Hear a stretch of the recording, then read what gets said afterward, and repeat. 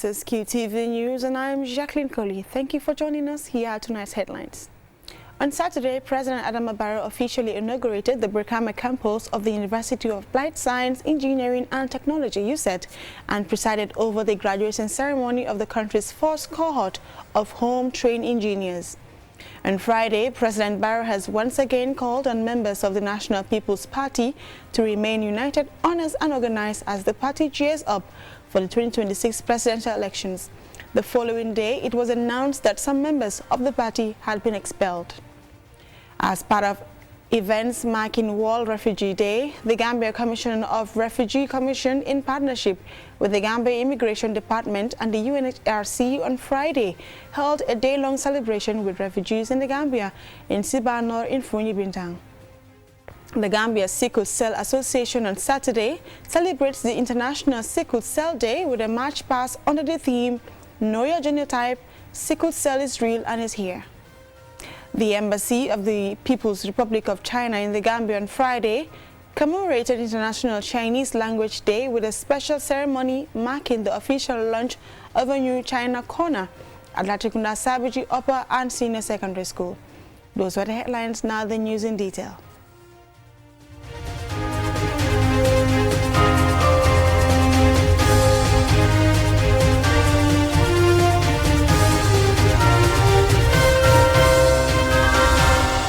On Saturday, President Adama Barrow officially inaugurated the Brikama campus of the University of Applied Science, Engineering and Technology USET and presided over the graduation ceremony of the country's first cohort of home-trained engineers.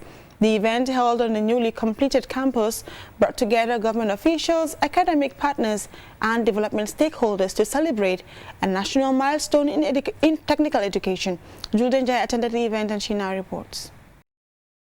The University of Applied Science, Engineering and Technology USET, formerly known as the Gambia Technical Training Institute (GTTI), is the Gambia's first public engineering university. Its transformation has been driven by a partnership of the Government of the Gambia, the Ministry of Higher Education, Research, Science and Technology (MOHAS), the World Bank, and academic institutions including Ghana's Kwame Nkrumah University of Science and Technology and the UK De Montfort University. The newly inaugurated Brikama campus features 12 classrooms, 5 studios, 28 staff offices, 250-seat auditorium, a conference hall, 15 state-of-the-art engineering laboratories, and 4 fully equipped industrial workshops for welding, automotive, mechanical and theory of machines. Ibrahim Cham, chairman of the USET Governing Council, congratulated President Adama Barrow and the Minister of Higher Education for what he described as a transformative milestone for the country. The university has reached an important milestone because for the first time in the history of the Gambia, homegrown engineers will be graduated in the fields of civil engineering, mechanical engineering, and electronic engineering. The project was supported by the World Bank through its Africa Centers of Excellence ACE Impact Initiative and the Gambia's RISE Inclusive Skills and Equity RISE project, which aims to expand access to quality, labor market relevant training with a strong focus on inclusion, especially for women and underdeserved communities. The $92.7 million initiative targets technical and vocational institutions nationwide, including USET, to build a pipeline of skilled professionals aligned with the country's development priorities. Professor Nazma Toyin Surajuddin Bakinde, Vice-Chancellor of USET, says the facility stands as a testament of our collective commitment to nurturing local talent. Today, we're going to be conferring degrees, diplomas, and certificates upon young men and women who have demonstrated discipline, diligence, and excellence. Franklin Motahakana, the World Bank representative, said the facility should be a platform where creative ideas are born, where science and technology serve development needs, and where the Gambian youth are equipped with relevant skills to to become true problem solvers of today's and tomorrow's challenges. He urged people to seize the opportunity to contribute meaningfully to the Gambia's socio-economic transformation. Musa Komaye, a civil engineering graduate, was named valedictorian of the historic graduating class. One thing that was very clear during our period of study was the constant change we went through. At first, it felt as if we were being pushed here and there, with every lecturer giving assignments, timetables being adjusted, and a lot more we had to figure out. However, we never lost sight of our goal. In his remarks, President Adama Barrow described the commissioning of the campus as a landmark moment that places the Gambia firmly on the path of self-reliance in technical and engineering expertise. As the first product of USET, we expect you to work and lead with sincerity.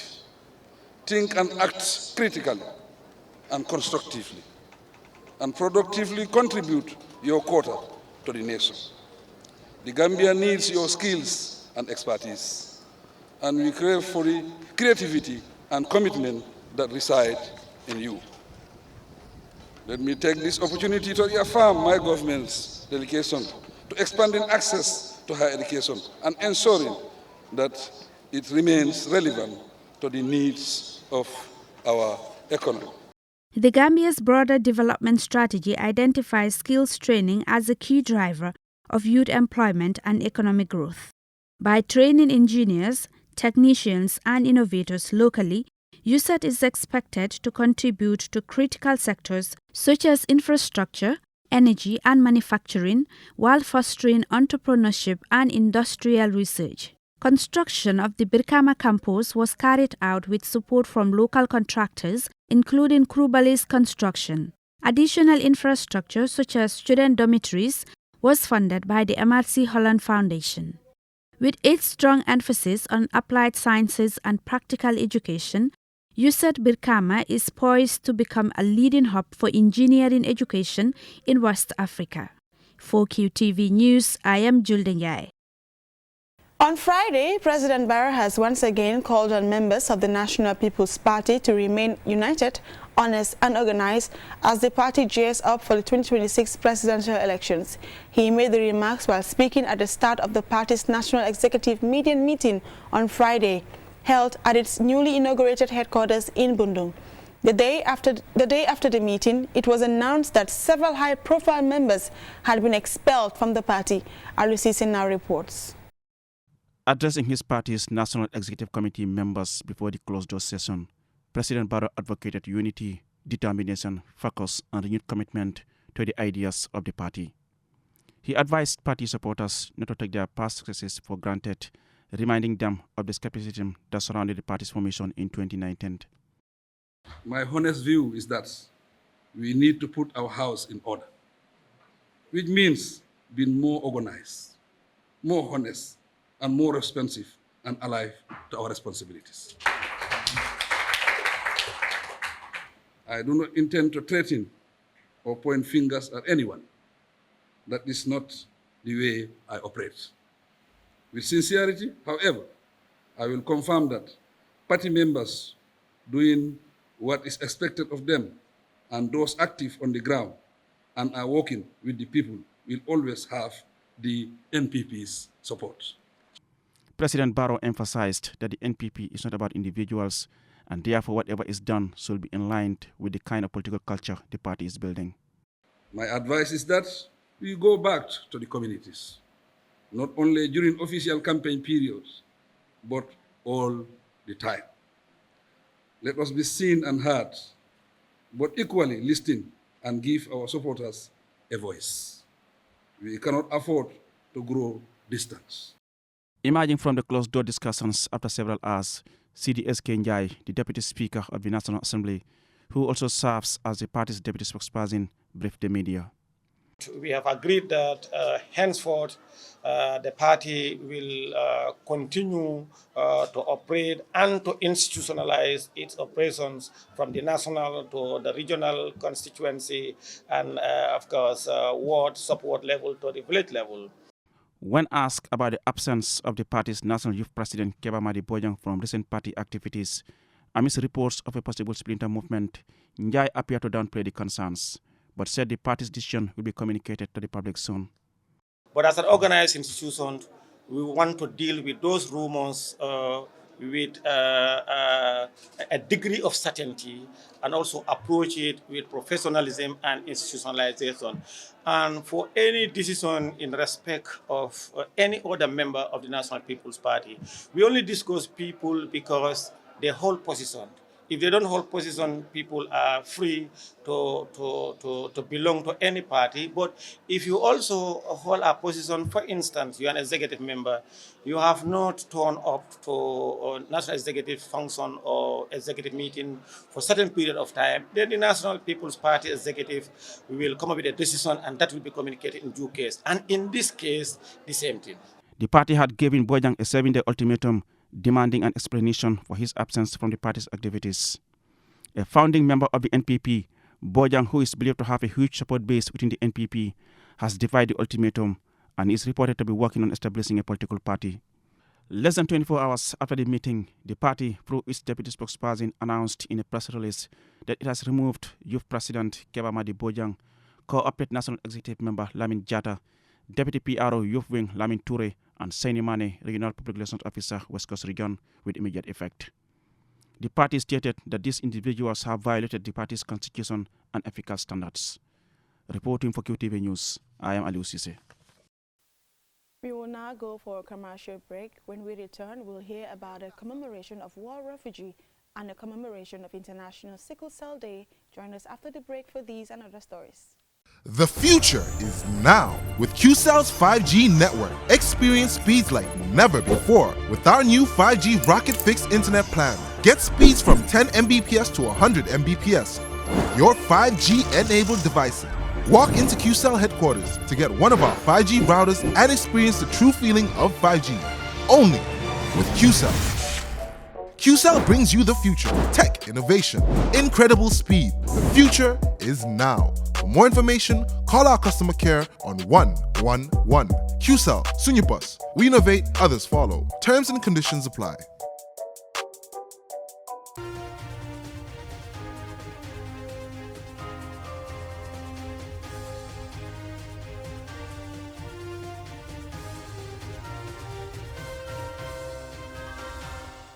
Welcome back, and this is QTV News coming to you from our studios on Caraba Avenue. Now, as part of events marking World Refugee Day celebrated globally on June 21st each year, the Gambia Commission for Refugee Commission, in partnership with the Gambia Immigration Department and the UNHRC on Friday, held a day-long celebration with refugees in the Gambia in Sibanor in Fonya Bintang in the West Coast region. And Sumana Isonyasi accompanied them, and he now reports.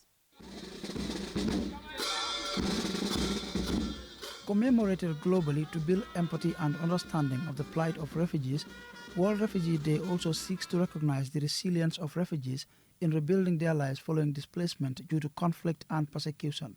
Officials from the Gambia Commission for Refugees, GID, GAFNA and UNHRC joined hundreds of refugees in the Gambia in Sibanor in the West Coast region to commemorate the day. At the event, which began with a march in honor of the refugees, several speakers, including Luis Chabu Mendy, Assistant Director General of the GID in charge of policy, Commissioner Ibrahim Mane of the Gambia Refugee Commission, Baba Gale Jallo, Deputy Governor of West Coast Region, and Desire Yusuf Ngom of the UNHRC, emphasized the symbolic importance of this year's theme, Solidarity with Refugees for a world where refugees are welcomed.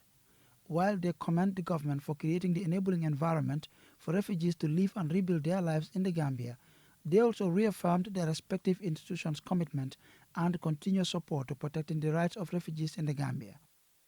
The Director General of Immigration wishes to assure you all that refugees in the Gambia will continue to receive secure and fair protection environment as they continue to search for the most appropriate, durable solutions for their plight. You are not just refugees. You are farmers, you are teachers, traders, parents, students, and leaders. And as such, you are contributing most profoundly in every facet of our national development. Let us never forget that behind every number is a name, a face, and a story, often of incredible courage and survival. It is vital that we reaffirm our solidarity with refugees, not just with words, but with urgent action. Thankfully, there is no shortage of examples to inspire us. The countries on the edge of war zone that continue to welcome and host refugees.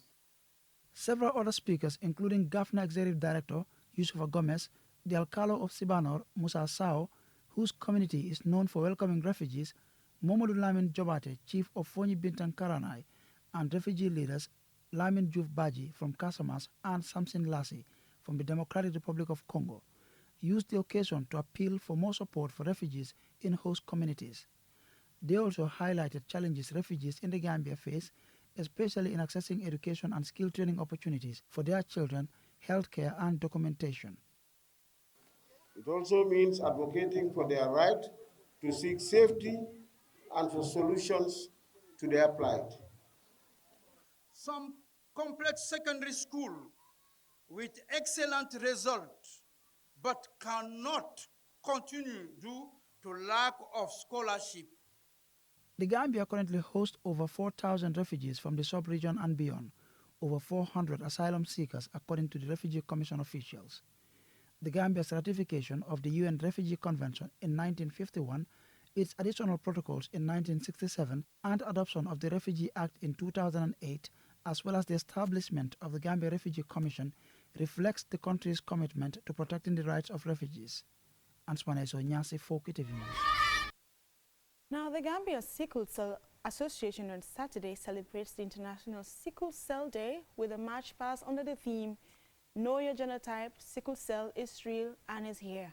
Pakaba Susa accompanied them as they commemorated the day, and this is his report. The International Sickle Cell Day is celebrated annually on the 19th of June to raise awareness of the condition, support parents and families, reduce stigma and discrimination, promote innovation and research, and emphasize early intervention. Formed in 2007, the Gambia Sickle Cell Association joined the rest of the world in celebrating the day this year under the theme, Know Your Genotype, Sickle Cell is Real and is Here, with a march past along the Kairava Avenue. Speaking at the event, the program officer at the Non-Communicable Disease Unit at the Ministry of Health, Lamarana Jallo, highlighted the importance of the day in amplifying efforts to fight the disease. Sickle cell disease, as you know, is more than just a medical condition. It's a reality that affects families and community in the Gambia and around the world where sickle cell disease is prevalent. It is our shared responsibility to understand its implications, break down the stigma, and advocate for effective management and care. We must emphasize the importance of educational campaigns in our schools, communities, healthcare centers, to stigmatize sickle cell diseases and encourage genetic screening. Here is Andrew Sambo, the founder of Gambia Sickle Cell Association. Important day for us because as warriors, we always want to celebrate to show the Gambians the importance of this event. International Day is celebrated by all the countries, and we want also Gambians also celebrate with us and show the Gambians that this day is very important. Also, we need to take very seriously this sickness. Assistant Secretary, Gambia Sickle Cell Association, Aji Yandefal, focused her remark on this year's theme, Know Your Genotype, Sickle Cell is Real and is Here. Today is more than just a date on the calendar. It's a call to action, a reminder that sickle cell disease is real, it is here, and it continues to affect millions of lives, silently but powerfully. Sickle cell disease is a group of inherited blood disorders characterized by abnormal hemoglobin, the protein in red blood cells that carries oxygen. This condition, sometimes referred to as sickling, can lead to various health problems, including pain, anemia, and organ damage due to blocked blood flow. Reports indicate that in the Gambia, efforts in awareness and screening remain limited, especially in rural areas, despite the risks associated with late or no diagnosis. And studies also show around 10% to 20% of the Gambian population are carriers of the sickle cell trait, and about 1 to 2% of newborns are affected by the severe form of sickle cell disease. The International Sickle Cell Day celebrations provides the opportunity for everyone to reflect and act on these challenges. Reporting for QTV News, Pakabasuso. The Embassy of the People's Republic of China in the Gambia on Friday commemorated International Chinese Language Day with a special ceremony marking the official launch of a new China Corner at the Latrikunda Sabaji Upper and Senior Secondary School. Yafatu Gay reports. The event follows the successful inauguration of a similar center at Nusrat Senior Secondary School and reflects China's continued commitment in deepening education and cultural cooperation with the Gambia. The newly launched China Corner is designed to serve as a cultural and educational hub for students, offering learning materials on Mandarin Chinese, traditional Chinese arts, literature, and multimedia resources that highlights various aspects of Chinese heritage.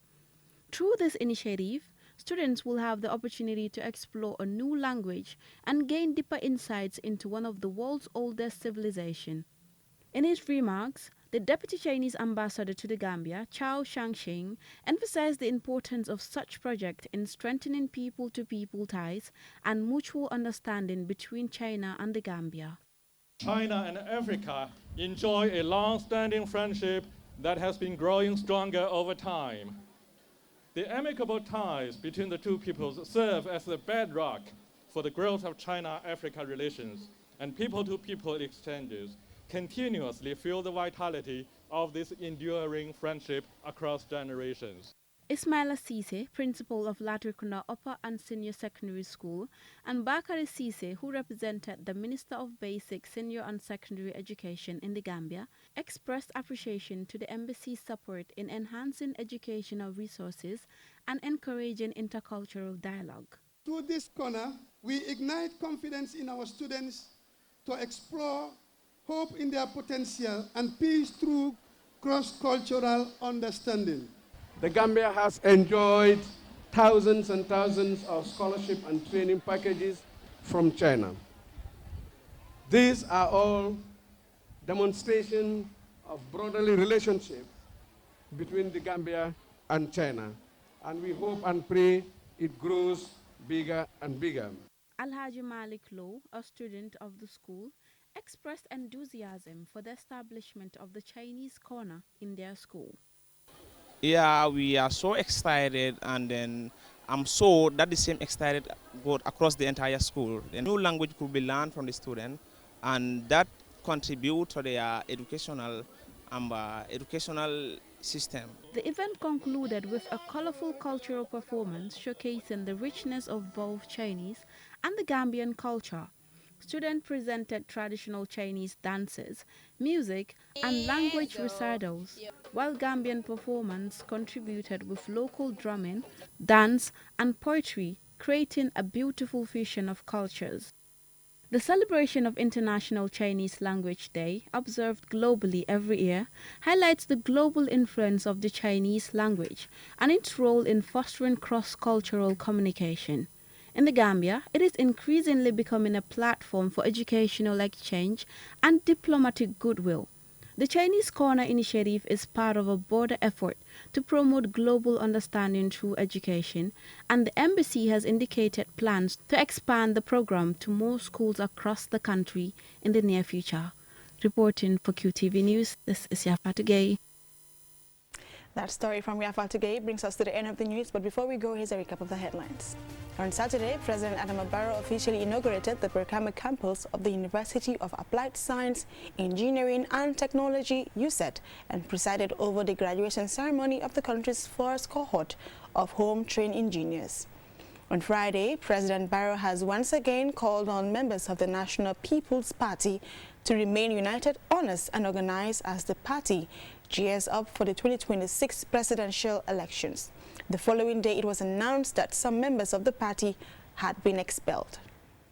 As part of events marking World Refugee Day, the Gambia Commission for Refugee Commission, in partnership with the Gambia Immigration Department and the UNHRC, on Friday held a day-long celebration with refugees in the Gambia in Sibanor in Foni Bintang. The Gambia Sickle Cell Association on Saturday celebrates International Sickle Cell Day with a march past under the theme, Know Your Genotype, Sickle Cell is Real and is Here. Also, the Embassy of the People's Republic of China in the Gambia on Friday commemorated International Chinese Language Day with a special ceremony marking the official launch of a new China Corner at Latrikunda Sabiji Upper and Senior Secondary School. That's all for this news bulletin. Join us again tomorrow at 8 p.m. for the Week in Review with Ade Darame and Mamadou Mboj. Thanks for watching. Do have a lovely weekend.